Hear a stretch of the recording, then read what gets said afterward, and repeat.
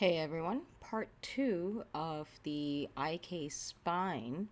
This is the part where I'm just going to undo a little bit of the settings over here and show you guys how to do an alternative spine twist. If you remember, we did a spine twist over here and we used the advanced spine twist controls, which are over here in your IK spine, the actual IK solver settings. So if you were to turn this off and then try this, you're going to find we're back to nothing and we're not getting the results that we want. But there is a way to get the results that we want without too much trouble. We still have to use the IK spline tool, just overall, but what you can actually focus on is the spine twist.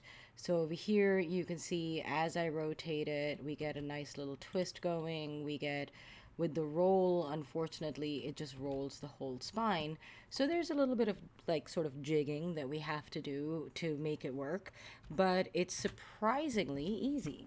So jumping into our node editor, which is, everyone's favorite place to be, we pop in and add our IK spline, the actual IK handle, to the setup. And then what we want to do is actually have this twist and roll be driven by the rotation of either these controls or, let me just double check and make sure. Yeah, no, these don't do it. So by these controls, like we are with the IK spline as well. So I'm going to just add this into it. There's our chest control, and it's doing a bind. That's fine. Remove the shape, come in here, add this, and get rid of the shape node. I'm also going to come here and turn off the regraph connected nodes because I hate it when it sets these things up for me. But that's pretty much it. Now I'm going to take the chest control. I'm going to open it up and we're going to say the rotate, this is rotate Y. So rotate Y is going to be the thing that drives the twist. What does that mean? When I rotate it, I should be getting a twisting motion. If this were inverted, that would be a little bit of an issue, but not too much because we'd use a multiply divide to reverse it, right?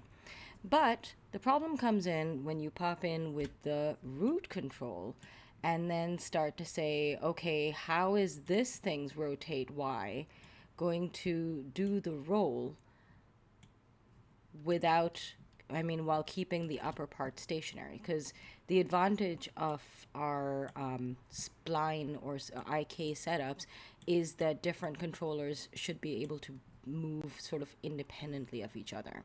So what we want is we're going to use a multiply divide node. Multiply divide. Here you go. And what we're going to do is we're going to say that whenever this roll rolls, the upper part, the twist, will be inverted. So that just means, let's do spine twist reverse multiply divide. Okay? And what I'm going to do is I'm going to say whenever you get a positive value on the roll, which if you see over here, currently the roll is at 0. If I were to rotate it, the roll goes to minus 114. So what we want is for the upper part to stay where it is. Okay? So that just means we've just zeroed this out. And what I'm going to do over here is make it so that this spine, this particular rotation goes into input 1 X. And then the inverted version, just the X, goes into twist. So this works pretty much the way we expect it to. We've been doing the multiply divide node for a bit, so you kind of understand that when this rotates, the upper part stays still. And it's not that it's actually staying still, it's counter animating. So this goes minus 54, and this part reads positive 54. And the way that you can tell is you go into your spine, and there you go. You can see these two things inverted. Of course, the downside of this, and let me just zero this out again, is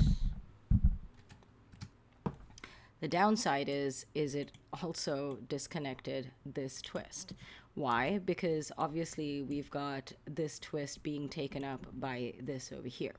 So now how do we get this? How do we make sure, and I'm going to hit 2 on this to kind of shorten this out.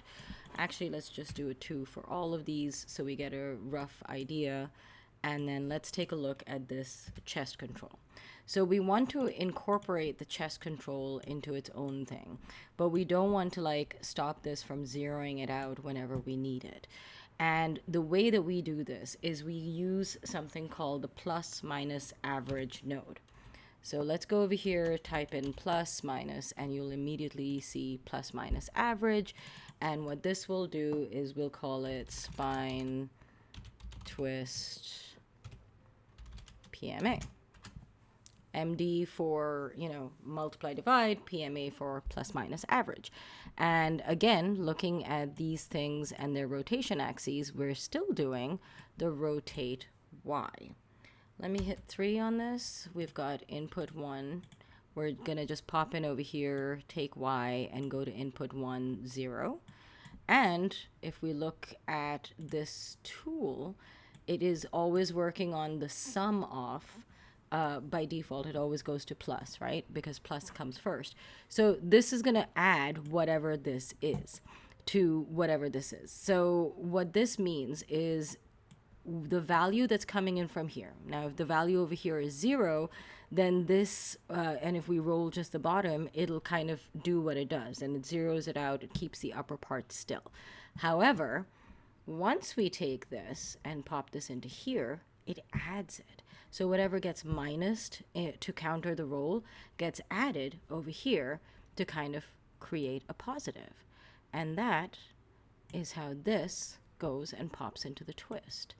And what we then get to see is, right, and there. So now we have an upper twist working for us and a lower twist working for us. And the resulting thing is actually, in my opinion, pretty not painful. Obviously, the first time you do it, the first couple of times you do something like this, it can seem a little befuddling, I guess. But the logic of it, if you're able to follow it, actually is very sound. So thanks again to Ant CGI for bringing this up and for showing me this, because it's, in my opinion, absolutely genius. And definitely something to use as a fallback. Okay?